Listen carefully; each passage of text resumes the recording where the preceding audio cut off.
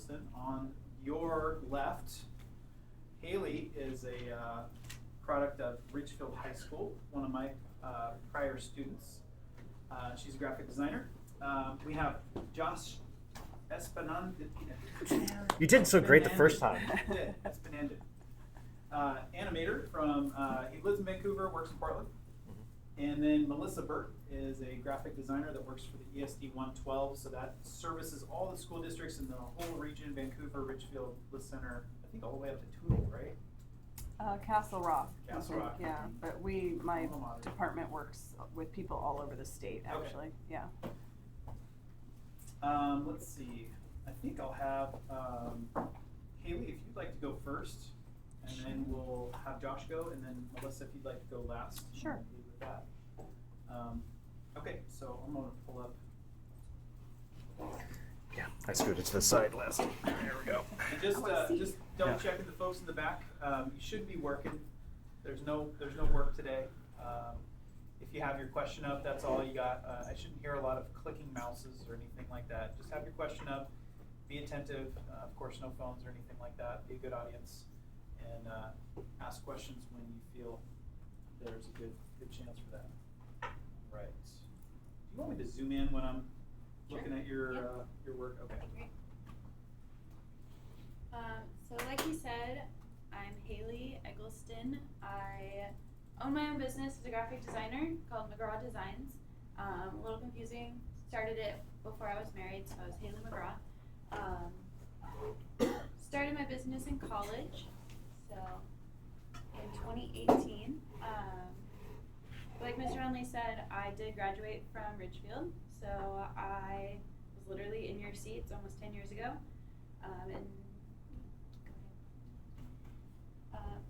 Here's me in your seats. I took all the photography classes I could. I think we were barely getting into graphic design classes when I went here. They were just starting to offer them. We didn't have any animation or any cool classes like that when I went here, but I was the editor-in-chief of Yearbook. I designed the cover my senior year. I graduated Ridgefield 2015, and then went on to Central Washington University, where I got a degree in graphic design with a minor in entrepreneurship, so that I could start my own business and know how businesses were ran, so I could succeed. I think we have the yearbook editor in this class who's Ooh. using the same Who's it? software that you used. From 10 years ago? Yeah, it's changed just a little bit. What is it? Walsworth. Yep. Crazy. There it is. So, like I said, I started my business. Right now, I contract with a bunch of companies kind of around town. But I also, on the side, make my own merch. So I have stickers, t-shirts, keychains, all that sort of thing.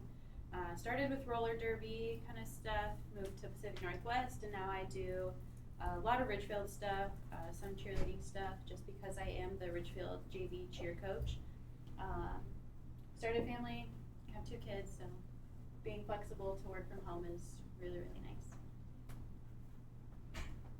Yeah, so these are some of the companies / things that I do currently. If you've heard of Ridgefield Main Street, I contract with them as their marketing coordinator. I do all of their social media, anything that you see that's posted online from them I do. It's all their event promotion, things like that for local stuff. I've done local campaigns for political candidates. I do a lot of vendor markets, so like I said, that's kind of on the side just for me, is making Ridgefield stuff and then selling it around town. Yeah, so this is my portfolio. Everything that I've done for this, it kind of starts with my stuff that I did in college. If you notice, it's kind of mock-up heavy. So everything that you do in school is very mock-ups, like you're like, this is what it would look like. And then I got into the real world and realized there's no mock-ups. Like, you just kind of send it to print and like that's it. Like, you never just see hope it again. looks good. Yeah. So you will never set up things like this when you actually like get a job as a graphic designer. I mean, you might if you're trying to do a presentation, but very, very rarely will you have time for that. But yeah, I got an internship right after college at an advertising agency.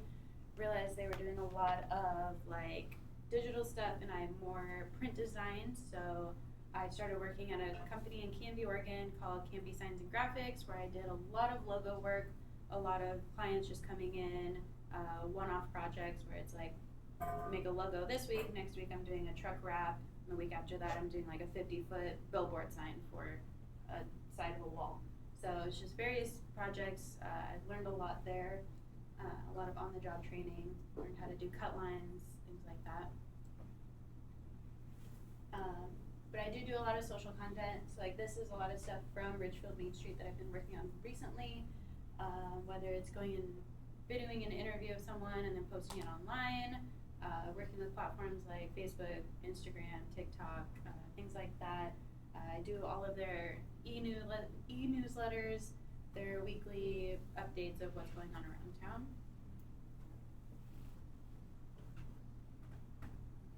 And then I do fun stuff on the side that I enjoy. I do a lot of illustrations that is all self-taught. I use Procreate, Illustrator, programs like that. But these are the kind of things that you would see like on stickers or like tote bags or t-shirts that I would sell around town.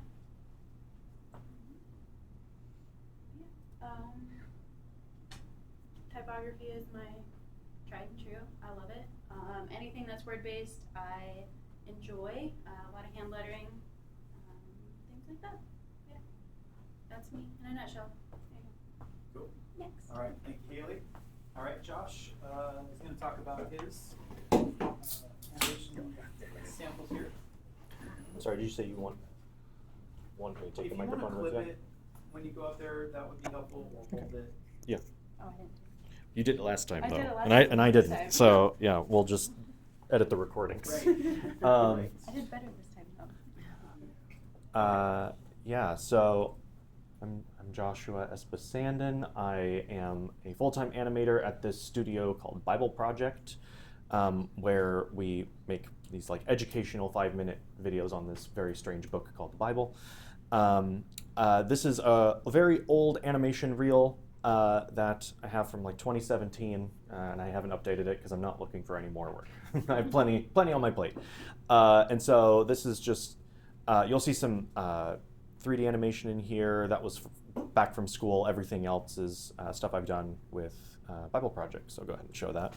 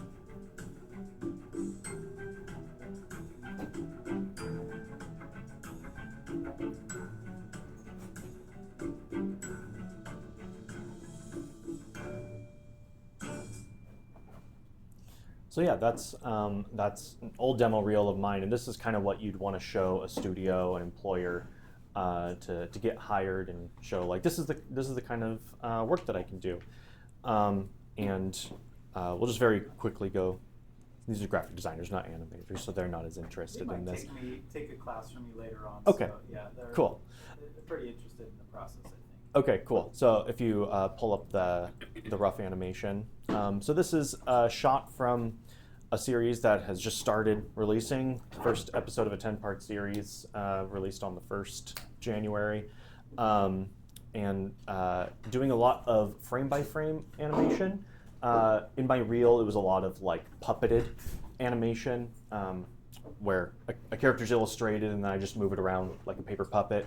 But for this, I have to draw the characters over and over in slightly different positions for 8 hours a day. And so anywhere from 6 to 12 drawings for every second of animation for each character. And so yeah, I had to do this, these two characters that are like representations of humanity. I was directed that the guy had to do like this Marvel 3-point superhero landing coming in, and then the woman like did this like little ballet twirl and then gracefully lands in contrast with him. And then they do this epic high five, which will eventually explode, as you'll see in a second. And then this is just the rough phase where I'm staying really loose, not being too married to any one drawing so that things can change if they need to. This was the final approved rough. And then if you want to go to the cleanup, this is when all those rough lines are essentially traced over with a nice clean brush to get that closer to final look. And thankfully I have a cleanup artist now who we contract out of Lyon, France, and she's awesome. And I'm glad I don't have to do my drawings twice. And so that's always nice, especially when you work like a week on something, you don't want to do it again. And so then we go from this cleanup phase with all the clean lines to final compositing and stylizing. So this is the final shot. They land, they look at each other, epic high five, and then it goes to the next shot. And so, yeah, did some After Effects animation in here, and did like fills and coloring and stylization of the characters in After Effects as well. But the rough animation and cleanup was done in a program called TV Paint, which is a French animation program. But yeah. There's a lot of work done in Photoshop too, right? Yes. Yes, the background which I did not do, that was done by my director Everett, who's also a awesome 2D artist. He did the background and did a bit of it for the first episode, and then handed it off to someone else so he could focus on other artwork for the rest of the episodes of the series. Cool. Okay. Thank you, Josh. Yeah. And then Melissa. Play musical chairs here. 112. Oh, what? Oh, microphone. Yes. There you go. I don't know anywhere to clip it. You can hold it too if you want to. Okay. Yeah, that works. Clip it on my arm. It's the newest toy, so I don't know what works and what doesn't. Feel free to just Where to hold talk it. into it? Okay. This, you can go to the link that I sent you. This one I thought we could talk about if Talk about it later, okay. if it comes up in questions, Gotcha. because it's just something that I just did that I was kind of excited about. But this is the portfolio for my department, ESD 112 Communications. So we are a department within a state agency. The ESD serves the whole Southwest region school districts. So we contract with school districts who don't have their own communications or design departments, so a lot of smaller districts especially, but we also contract with the big guys like Vancouver and ironically not Ridgefield, but and so I don't have my own portfolio anymore. I've worked for the ESD for 9 years. So this is our portfolio. If you want to scroll down, we got some awards recently, which is cool. One international award that we were really excited about for our body of work. If you want to go to our work page, yeah, just at the top there. So you can see kind of like we do, one person in my department does web design and has someone who helps her. Then I have a creative director, and then there's a junior designer, and there's me. So there's 4 of us in our creative services department. And then there's a bunch of communications managers as well. So you'll see a lot of websites, videos.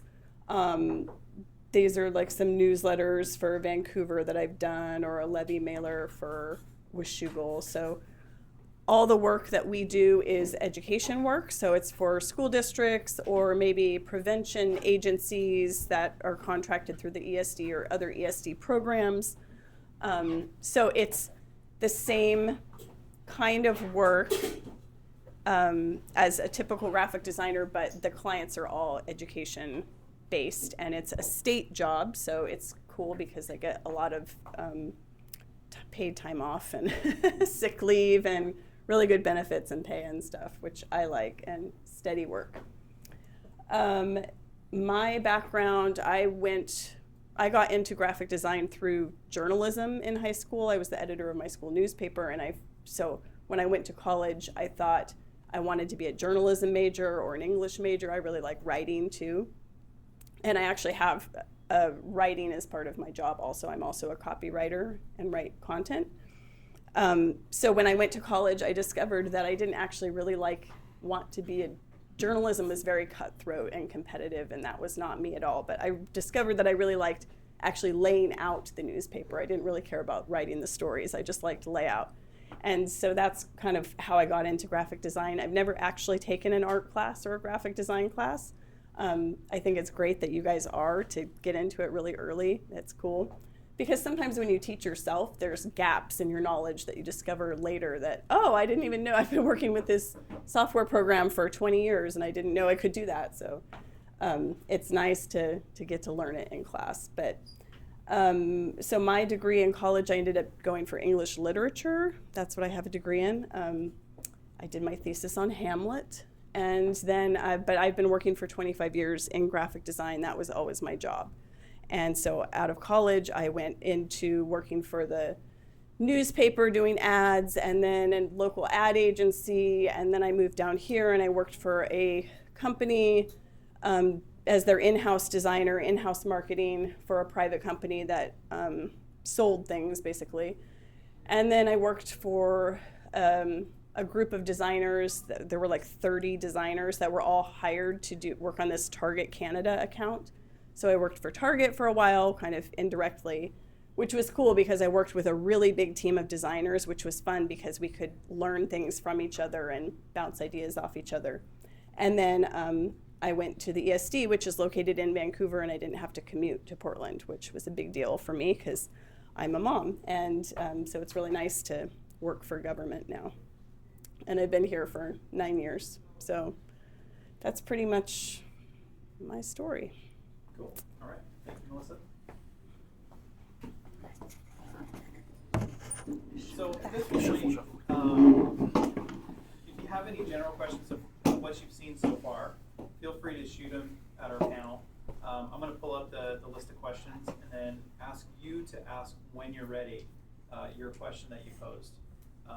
And again, we have designers and animators here, so hopefully they're, we can have all panelists chime in on those questions. So any general questions that you may not have asked that you're like, oh, I want to know this now, feel free to just raise your hand and shout it out. What was your biggest challenge in starting your career? Oh boy. Yeah, just yeah, I think the hardest thing for me was just creating a body of work that an employee would like. Going to art school, like your reel can look like a lot of assignments, which is not like the best looking thing. And so the hardest thing is just kind of getting that first thing so that you can add more stuff to your portfolio, probably. I would say the hardest thing for me starting was figuring out what I wanted to do. It took a while to really dive into having my own business and having the confidence to get my own clientele and take on the projects that I felt I had the backing and knowledge to do without second guessing myself. And also coming out of school after your internship, trying to get a job in graphic design is kind of humbling. You deal with a lot of rejection and a lot of oh, you don't have quite the type of style we want. We want more animation, or we want more web-based, and it's well, this is my portfolio, this is what I can offer, or I can learn on the job. But a lot of companies either will take the time and learn with you, or they'll be okay, next. So it's just kind of the learning curve of the industry is the hardest part.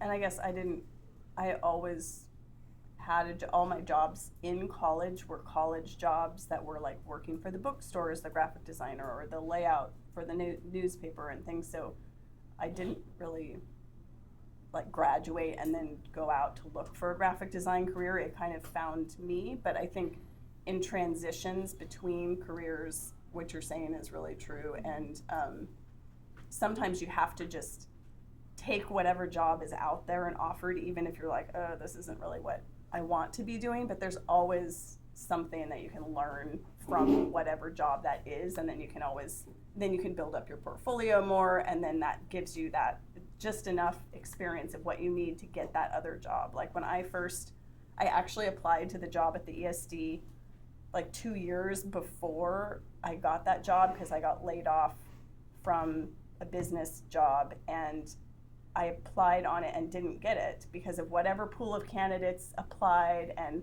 whatever was on my resume and portfolio at that time was not what, there was a better candidate. And then it opened up again 2 years later because they wanted to add another person, and I actually got the job that time, and I thought it was kind of funny, but it's just, you never know who else is applying on things. So. Are you that person's boss now? That person does not work at the ESD anymore. She became a yoga therapist. There you So. All right, feel free. Go for it, Russ. I'm wondering how your passion for art changes when it becomes a job and not a hobby. I think you still have to be able to find a creative outlet to do the things you enjoy. Because yes, like right now you guys are like so passionate about graphic design or art or illustration or different types of art that when you do it as a career you can burn out. And that's when like you kind of get stuck in a rut and you're like, I can't be creative today. Like I can't, like my brain can't process any more new ideas trying to filter in. So I think being able to do projects on the side that you find enjoyable kind of help fuel the creativity to do things at work. Mm-hmm. Yeah. Yeah, like thankfully, like I really love my job and I love what I do there. And then, but the last thing that I want to do after a long day of animating is come home and do more animation. And so, but there's still times I want like a creative outlet. And so that's when I just like change the medium. And so I'll do writing, or I'm so in like the digital world all day. So I found this old like antique wood box telephone that I like sanded and restained and polished up the bells, and when you pick it up you actually hear like an old 1800s like conversation or whatever, or 1900s. And so like something like tactile or like something I can touch, and so it's like you could still maintain your creativity like even if you have a creative job. It's just sometimes you have to change up the medium if you still want that creative outlet, so you don't burn out on the same thing. Yeah, I agree. Even not just creativity, but being on the computer for 8 hours a day. Like I used to like to play video games, computer games with my husband, and the last thing I want to do is like sit in front of the screen for another 4 hours after work. I'm just like, nope, I need to look at something far away. I need to not be digital, so I need to do something else. So I do like sewing or knitting or cooking or gardening, things that are, like you said, tactile and not digital. It's important. Yeah. Was there another career you like thought about going down? And if so, what career was it? Like what different job? Well, I mean, I already said that I was thinking of doing journalism, so that was, or forensic biology, I think was my other one in high school. And it just didn't, when you get there and you see the other people that work in that field, and I was seeing the other journalists and how cutthroat they were, and I was like, ugh, I don't want to be a part of that. Or also just the world in journalism was kind of on the decline too. So for me, I just kind of went with the path that the jobs that I was getting and the people who were wanting me to do that kind of work, and that's kind of one thing led to another. But I mean, like when you're in high school, it's always like, what do you want to be when you grow up? And you have to like think about these things and what you want to be. But when you're actually out in the work world or even in college, it's more fluid than that and organic. It's not like you sit down and I'm going to be this and go through your checklist. It's kind of, you have to go where life leads you a little bit. Yeah, when I was a kid, when I grew up, I wanted to be a paleontologist because I saw Jurassic Park and I just wanted to dig up dinosaur bones all day. That didn't pan out for me. But fun fact, I actually applied to the Art Institute of Portland, which is where I went to college, originally for graphic design.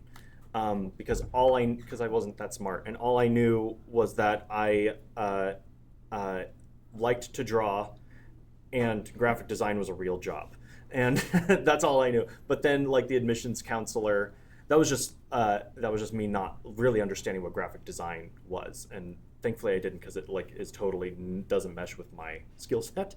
But like the admissions counselor was like, "What kind of art do you like to do?" And I'm like, "I like to draw characters and write stories that go along with those characters." And she was like, "I think you'd be better for our animation program." And I'm like, "Oh, no, thank you," because I've seen the bonus features on the DVDs and that looks like horrible and tedious.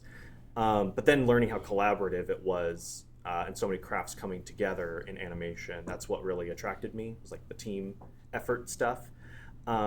If I wasn't doing animation, just anything that has to do with telling stories, whether that's, maybe doing a graphic novel or writing a book, or I don't know, working for the Muppets. Like, I don't know, like anything like that. Just telling stories and having fun would be something I'd get into.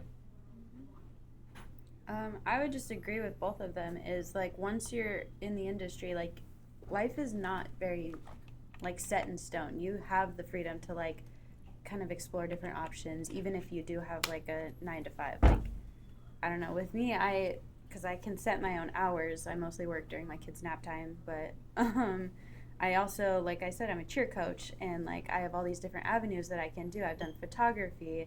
I've bartended sometimes just for fun. Like, why not try different things? But because I can set my own schedule, I do have the flexibility to like try other career paths that maybe if it's just for a couple weeks or so. But yeah. Do you guys think that college, getting that college degree in whatever helped you with your graphic design and animation? I was told by the owner of the ad agency who hired me away from the newspaper department, said that it didn't matter to him what my degree was in, but he liked that I had a degree because it showed that I could start something and finish it. And so I think that was the benefit for me. I mean, a master's in English literature, who cares? But I wasn't going to go into like a job in English, right? I didn't want to be a teacher.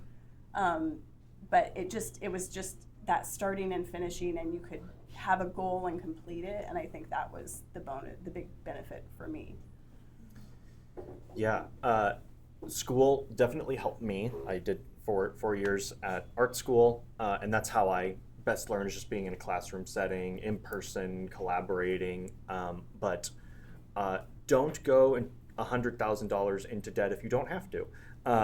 And in the animation industry, at least, like no one's going to look at your grades and your degree. Like, all they're going to look at is your work. Mm-hmm. So the demo reel that I showed, like, that's all they care about. And actually, our creative director at Bible Project is completely self-taught and an amazing artist, and we actually have one or two other self-taught artists in the studio, and then the rest went to either Art Institute or PNCA, there's so many great like online resources. There's this thing called YouTube that's really cool, if you've heard about it. There's tutorials on there for all different, animation, design programs, and a lot of like cheaper than typical like upper education classes. Really good like art classes for free to cheap. So look for those resources if you don't know for sure that it's something you want to get into and you just want to try it out and make a small portfolio or something like that.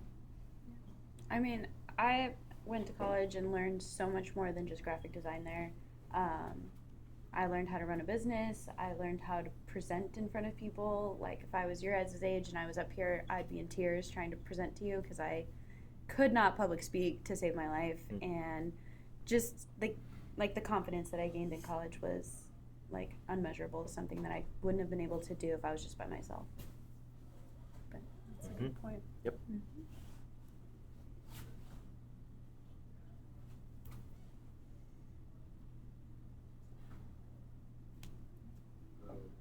Like, what's the biggest conflict during your process? Like, while you're working, what's the biggest conflict? children. For everything. For literally everything. I don't know. If you want to have kids, wait a couple years till you get your career started. Literally, they disrupt my entire day. But I also have teeny tiny kids, so it's a big difference. And that's why I go into the studio every day. The commute's worth the focused space. The biggest conflict, computers not doing what you want them to do. And thankfully, having people that know computers, and because I know how to use a computer, I don't know how to fix and diagnose one. And so knowing people that know how to do that, like I know like someone in the studio like helped me build my own PC that I have at home that just works for what I need it for. Yeah, just fighting technology. The art stuff is fun. It's the fighting the technology to do what you want it to do. It's hard part for me. I think some areas of conflict can be the vision of like what the client wants and expects and what you think might be better or what your boss thinks would be better, and you're in the middle. So there can be some conflict there of trying to come up with the deliverable that everybody agrees is the best product. And then also some conflict can just be the amount of work coming in and the number of distractions. With graphic design, you're constantly getting more jobs, and then you have to go over here and, I have to lay out this 12-page annual report, and that's going to take me 4 hours of just focused time. And so I'm focused over here for 4 hours, and in the meantime, my email is piling up, and I've got come back, and there's like 6 new job requests in my inbox. And so trying to juggle just all the work and when to do what, and when you can really take the time to focus on the big jobs, and when you can knock out the little jobs. So some of that time management stuff can have some conflict too.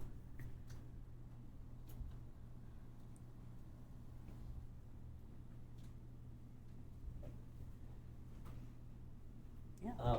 Coming out of high school, like kind of coming out of high school or like going into college, how did you know that like graphic design or art was like what you wanted to pursue? I went into college with the full intention of going into marketing, and like when you go to like orientation and stuff, you go to different like seminars that say like, hey, this is what the marketing program's about, this is what different things are about. So I was sitting there and I was like, they're showing all these cool like visuals, but what they're talking about doesn't sound interesting. So I was like, how do I get to the part where I make those cool visuals? And they're like, oh, that's on the other side of campus. Hurry, and you might be able to like hear what they're talking about. So I booked it over there, and it was like all the graphic design presentations, and I was like, this is exactly what I want. Like this, they're explaining my skill set, what I want to do with my life. Like those are the skills that I want to learn. And it's kind of just like you see it and it's like, oh, that's exactly what I want to do, and it kind of clicks. But yeah, for me, I didn't know I wanted to get into animation until I was a senior in high school and just like had to pick a college. And this is the one time that online ads actually made a difference in my life, was scrolling through and seeing that there was an Art Institute of Portland. I'm like, what's that? Because I was always the kid in school that liked to draw a lot and did all the art stuff. yeah, just seeing, like, I grew up on all the great animated films of the 90s, and it was really inspiring, but I never thought it was something I could get into. And then once I saw that there was an animation like program, and like well, first a graphic design program, and then later like seeing like, oh, I could do animation, I could work on like films that I grew up on, and like have other like kids grow up with it. Like, that was a really cool idea to me. And so I didn't know till I was a senior, but you don't have to know by then either. So I didn't grow up thinking that I would be an animator, or that I could actually make a career out of my art, even though that's what I really enjoyed doing. So Yeah, and I didn't know that I wanted to be a graphic designer, but I think you guys are really lucky that you have this class in high school, so you can Yeah. explore it and take it and see if it clicks. Mhm. And if it's something that you enjoy and you're a natural at, then yeah, pursue it. And if you take the class and you're like, meh, then it's probably not for you, but at least you can kind of find it out earlier. I don't think my high school definitely did not have graphic design. I don't think my college even did, but I think all through high school, I thought I wanted to be a teacher. Then I realized I can't teach anybody anything, so yeah, just do it myself. mhm. Yeah. What is an average work week look like for you guys? Really weird. Tell us about it. So like my full-time job is a stay-at-home mom, but because I have my own business, I can kind of pick and choose what projects I take on. A lot of weeks are like more busy than others. Like if I have like a lot of projects going on, like I'll try to find childcare for my kids so I can get a lot of projects done. Other times, like I won't even touch my computer for 4 or 5 days. So it just kind of comes and goes with the flexibility that I have. But sometimes it'll be I hang out with my kids all day and work throughout the night. So sometimes the only time I get work done is after 10 p.m. when they go to sleep. So it kind of just varies. Every single week is something different. Yeah, for me it's drawing the same character in slightly different positions hundreds of times until the day's over. But it's fun, I promise. It's super fun.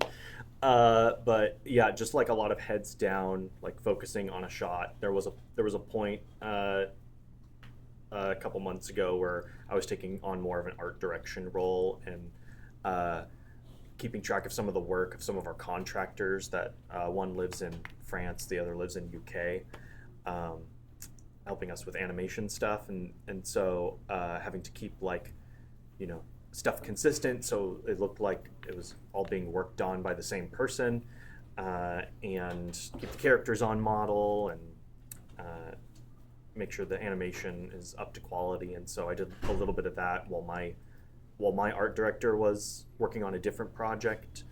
But mostly just a lot of animating. I'm not directing, so it's just a lot of production work. I'm not in like a ton of meetings all day. Unlike my producer, that's sometimes I don't even know he's in the studio until like 4 p.m. because he's in a call booth all day. But yeah, that's what my work looks like. yeah, I have a similar production type job most of the time. I have been an art director before, where you're meeting with clients and your teams of people and things, but for the most part it's been like on the computer focused work. Like if I'm not on my computer, I'm not working, basically. And but for me, working for government, I have 40 hours a week work week. That's very flexible. I work from home and I just get my job done. I have a salary, and so that's really nice. So I basically work the same kind of 8:30 to 4:30 kind of hours, which I really like because it's steady and predictable, and but there's lots of different ways to work as a designer. I mean, Haley with freelance, and that's even more flexible. Mhm. And then there's some design jobs that, like the job when I was working for Target, it's just we would have to stay late on Wednesdays because of a certain client meeting and a tight turnaround, and so you're working really long hours and late hours, and so some of those jobs can be really grueling and long, but luckily not mine this time. Yeah. Couple questions that I Oh, heard you had from one. you guys. Taylor, I thought your question was great. We'll all deal with this. Would you be willing to ask that one? How do you deal with writer's block? Or artist block, right? Yeah. Yeah. Good question.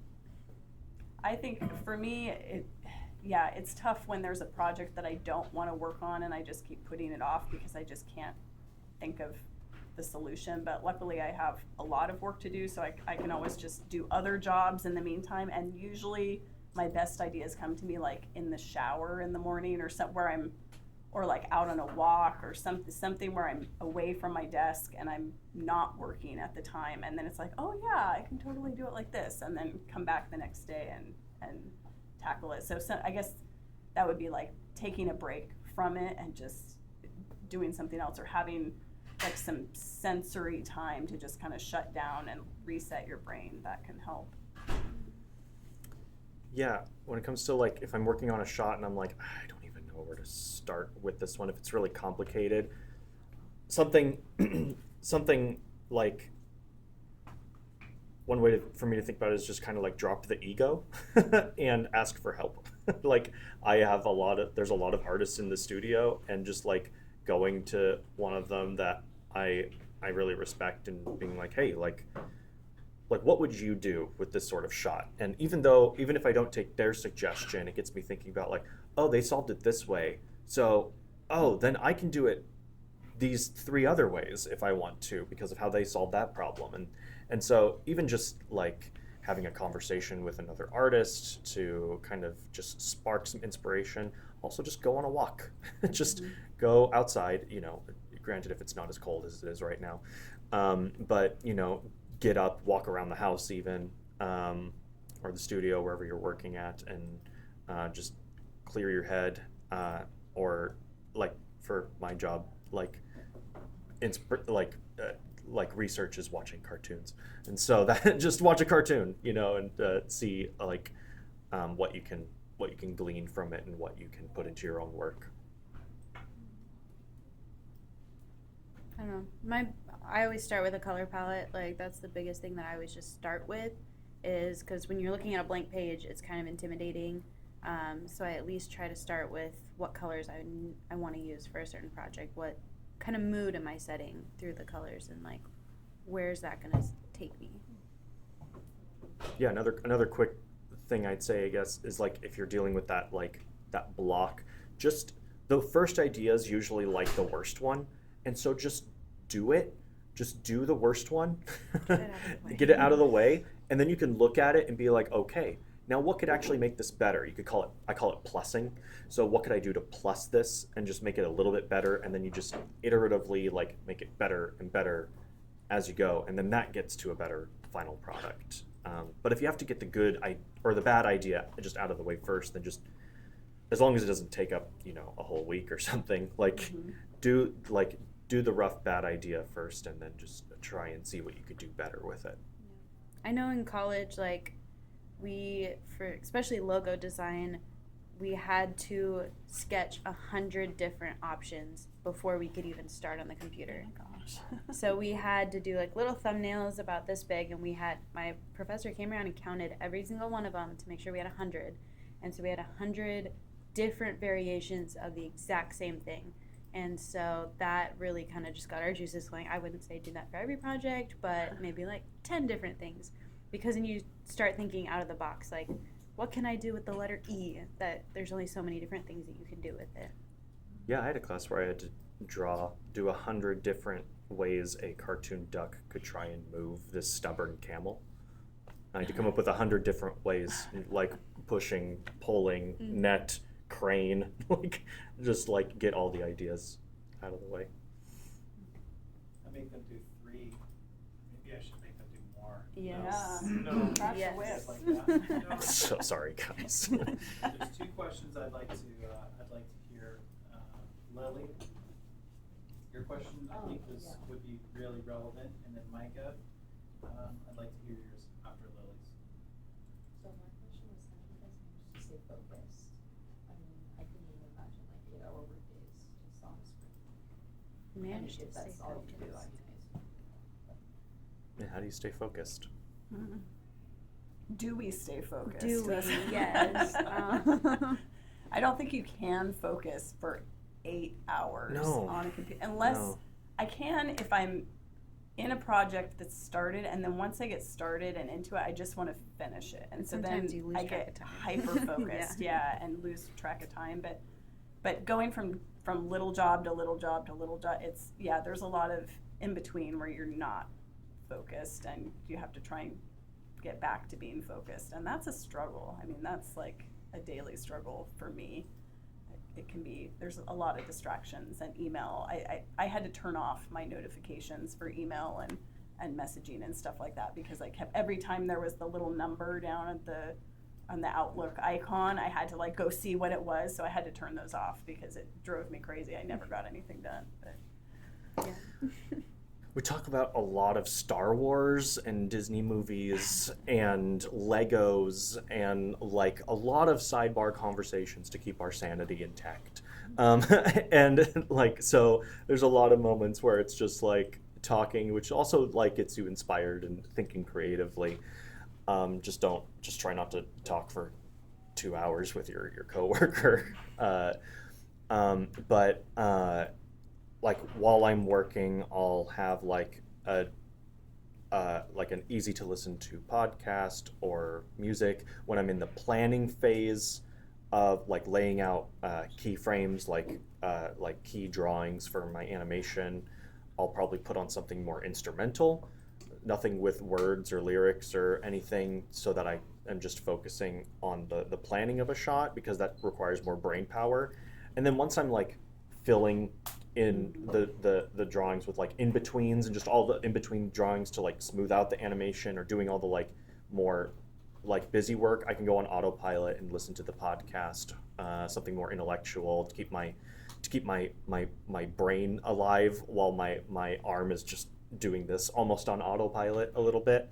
And so it's like finding like what works best for you, what keeps your brain awake while you can still focus on the work. But again, I'm not focusing for 8 straight hours. I'm talking about a lot of nerdy stuff in between. So yeah. There's lots of breaks, lots of bouncing ideas off coworkers. Like when I was working as a graphic designer at a firm, like you're not just in a room by yourself staring at a screen. Like it's kind of like this. It's like you have people around you that you can bounce ideas off of.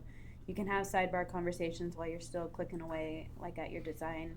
So your mind is kind of wandering while your hands are doing what they know you're supposed to be doing. mm-hmm. Micah? Do you think AI will affect your jobs in the future? Here we go. Yes. Here we go. Yes, that's the question. They've been playing with AI a little bit this semester, so they got to use Illustrator's AI generative. I was wondering about that. That was that illustration that I showed you. If you want to bring that one up. Because I've been playing with that too. Sorry, I got so excited. Now my throat is sore. In the Photoshop generative AI, have you guys been playing with that? They don't have too? access to it yet. They Oh, have to be really? 18, I guess, here. Oh, weird. Yeah, so they can't do that. But Oh, that one is we- super helpful. We used Illustrator's ability for one of our projects just to kind of play with it. So I'd love to hear. Yeah, so I had to do this conference theme, and they had come up with this tagline: cultivate, elevate, and celebrate rural voices. And they wanted like this image for the conference, for the program and stuff like that. And I'm like, how am I going to get all of those things into this graphic and represent cultivate, elevate, and the voices and rural? And so I found like the landscape illustration on Getty, and we have a Getty subscription at my work, and because it's so much fun. I don't draw things myself. I'm not really an illustrator, but also I don't have time. Even if I were, I can draw things, but I don't have time for that. But so I found the landscape, and then I was like, this is cool, but there's no voices in this, and this is like the rural and the cultivation and stuff, and the mountains are kind of like elevate, but so I'm like, I really want a bird in the foreground, like to say the name of the conference. And so I went to Illustrator's text to vector drawing beta tool and asked it for birds with the beak open and on a fence post. And I went through like probably a dozen different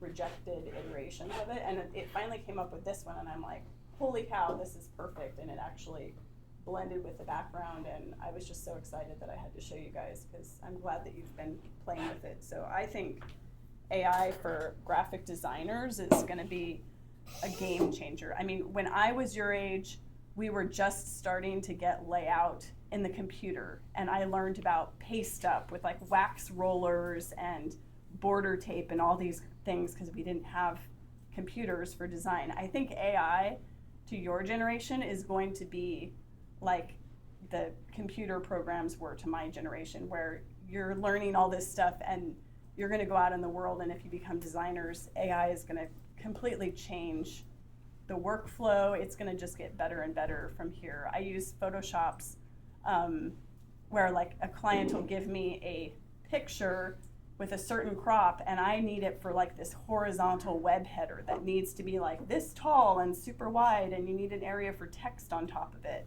And now I can just crop it and use the generative AI fill, and it'll just fill in a background like on this whole side of the photo that looks really good, that my text can go over, and it's just, it's a game changer. I'm excited. We got about 15 seconds left. Sorry, Come on, I took stickers. it. Haley's got some stickers up here for you, some swag. Nice job. That's an awesome topic. To just talk I more think about like that. the absolute opposite Come of up and get a AI. sticker from You're Haley scared before of you it? go. I hate it. Like I think it's gonna destroy creativity. Like Yeah. people aren't gonna be able to like have any skills anymore. It scares me. I don't think it's good enough for that. Like, it's not good enough. I had to like clean Not things yet. up, and not yet, but I don't know. I think like you're talking about like the hundreds of iterations, and that I think it can really help generate all those ideas and like get you in a direction of where to go to be creative. Yeah, I think like it's good for iterative stuff. So I was curious. Like if you just need to like make something quick to like